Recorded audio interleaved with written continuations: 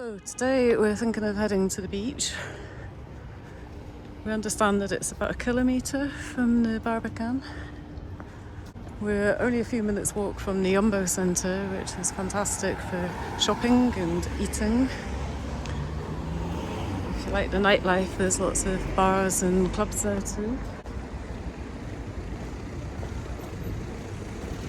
This is the Servitor Don Miguel. That's another one that you see popping up in the feed when you're looking for accommodation on booking.com, so we may well check that one out later on. But although it's not the cheapest, we can certainly recommend Sol Barbican for comfort and style anyway. Yeah.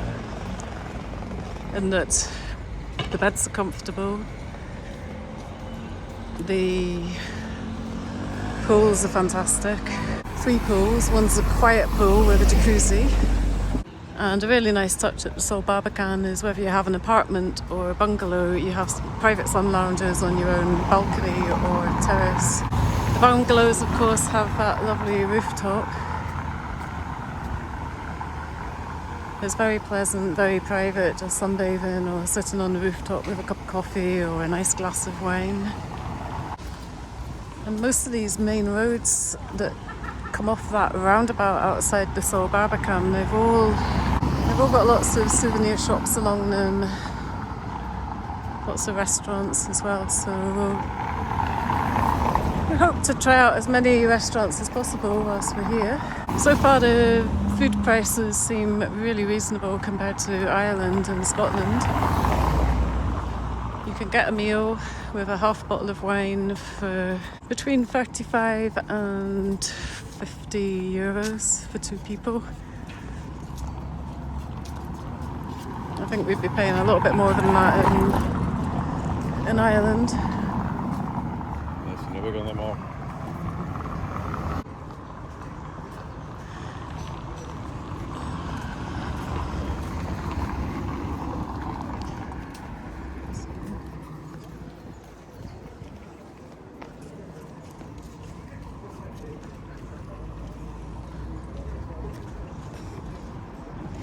So although the sun's not out today, it's really warm. During the daytime, you don't need a woolly or a jacket or anything like that. You only need to have a jumper or a jacket perhaps in the evenings. It is cooler in the evenings now. We're coming up to the mid-November and we are noticing it's getting very cool at night. During the day so far it's been pleasantly warm, even if it's dulled over the sky. So we're going to see if we can find the beach at the end of this road. I had a look on Google Maps the other day when we were trying to find our way to the Umbo Centre, and it looked like there were a few twists and turns to get there, but we could have let Google direct us, or we could just do what we're doing and follow our noses.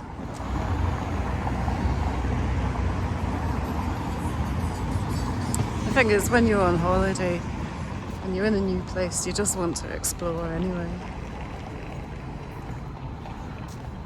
And if worse comes to worse and you get lost, you can just ask somebody for directions, eh?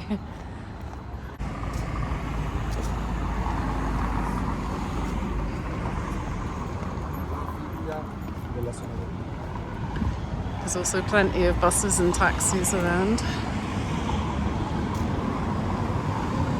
I really like the feel of this place.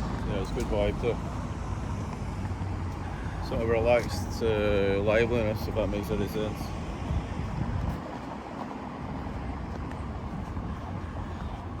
I think we're on the last day of the Winter Pride, and I think that's added an extra energy and exuberance and a good vibe to the area.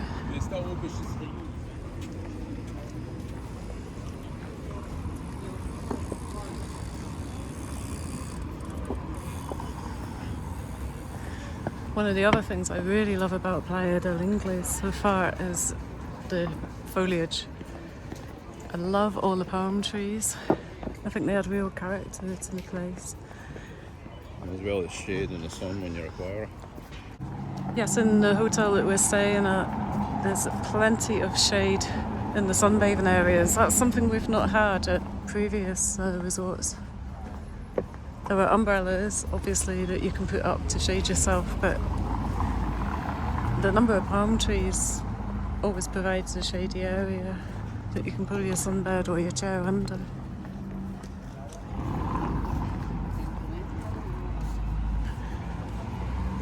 Apartamentos Australia. I wonder if I get a lot of Australians here. It certainly seems to be mainly Europeans that holiday here. The most popular countries of origin that we've noticed are Dutch, German, Danish, Scandinavian in general, Swedish and Norwegian as well, I think. Plus also Spanish people wanting to have a local holiday.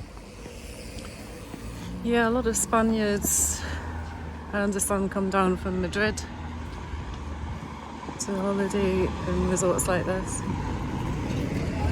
Maybe also from the north of Spain, like Galicia, places that would also be cooler at this time of year. This is lovely too. Again, palm trees everywhere. And one of the things I really love too are the bougainvilleas, the pink flowers that seem to line so many of the walls. Another great thing to see here is they seem to be really big on the recycling. That's somebody disposing of their beer bottles from last night. That's the downside of recycling. Everybody knows how much you've had to drink the night before by the volume of glass. The greater the volume of drink. So a certain acquaintance we have, who's, we're not going to say their name, puts out their glass bottles, empty beer bottles every morning. And you can always tell how good a night they've had by the length and the volume of the clanking. So we're winding around a very windy road here. So that the video is not too long, we'll stop it in a minute and perhaps take it up again when we find the beach. Now that's a strange looking building over there, with all the kind of arched windows. It looks almost Moorish, yeah.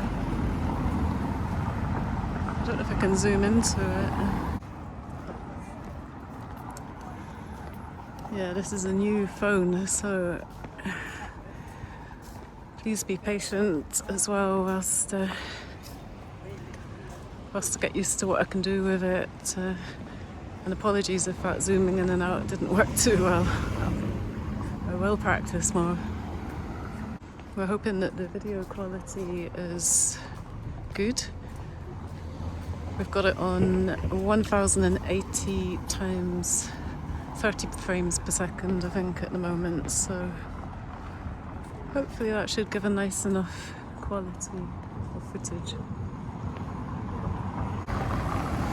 So we're going to wind up the video here and take it up again when we do find the beach. But if you're interested in seeing around Gran Canaria and the other places that we travel to, we'll be putting up more videos on Playa del Inglés, on the beach, on the hotel and its grounds. We'll also, over time, be putting up videos about our personal interests, which is things like holistic health, matters of Celtic interest, history and mythology. So if any of these things interest you, feel free to subscribe. In fact, please do subscribe, because it helps us to produce more videos, build up our numbers, and it won't cost you a penny. Thanks very much, folks. Adios for now. Adios. Adios.